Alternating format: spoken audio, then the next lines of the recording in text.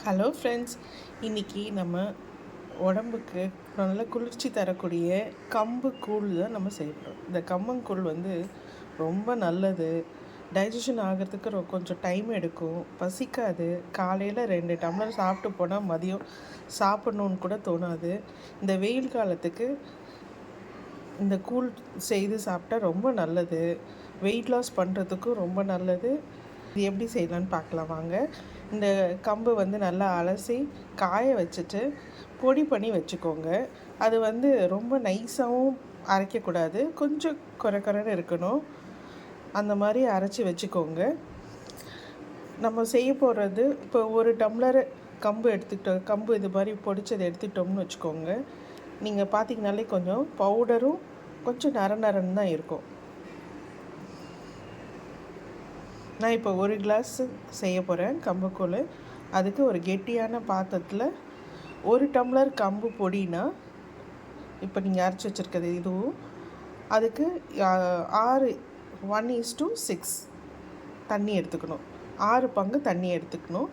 அதை எடுத்து கொதிக்க வச்சுக்கோங்க. அதில் இந்த 1 டம்ளர் மாவையும் போட்டு கிண்டிகிட்டே இருக்கணும். இந்த மாதிரி கிண்டிகிட்டே இருந்தீங்கன்னா ஒரு 10-15 நிமிஷம் வச்சே கிண்டிகிட்டே இருக்கணும். கெட்டியாகிற வரைக்கும், நல்லா வெந்து வர வரைக்கும் கிண்டிகிட்டே இருக்கணும்.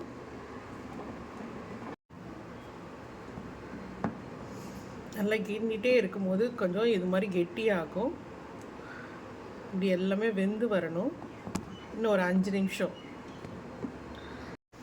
இப்போ நம்ம கிண்டிகிட்டே இருக்கும்போதே நமக்கு தெரியும், நல்லா கொஞ்சம் திக்காகிட்டே இருக்கும். இப்படி திக்காக ஆக ஆக நல்லா வெந்துட்டுருக்குதுன்னு அர்த்தம். இதில் கொஞ்சம் சால்ட் போட்டுக்கோங்க, தேவைன்னா போட்டுக்கோங்க.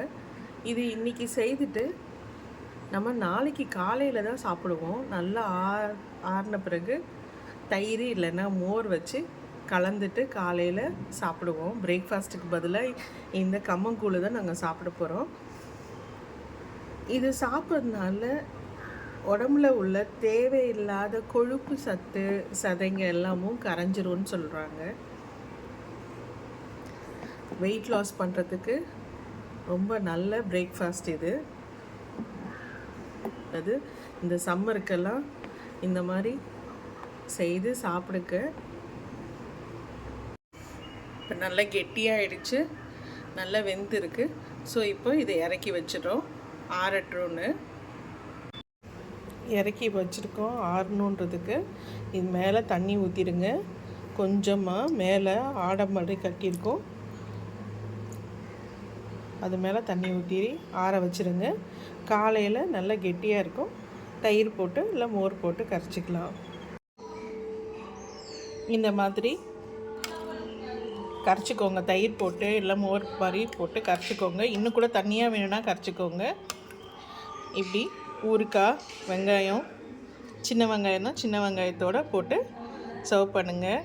இது சாப்பிட்றதுனால உடம்புல உள்ள கொழுப்பு சத்து எல்லாம் கரைஞ்சிரும். வெயிட் லாஸ் பண்ணுறவங்களுக்கு இது ஒரு நல்ல பிரேக்ஃபாஸ்ட்டு. லஞ்சுக்கு கூட நீங்கள் இது சாப்பிட்லாம். காலையில் நீங்கள் பிரேக்ஃபாஸ்ட்டுக்கு இது 2 டம்ளர் சாப்பிட்டு போனாலே போதும். நல்ல ஹெல்த்தியான கம்பங்கூழ் சாப்பிட்டு பாருங்கள்.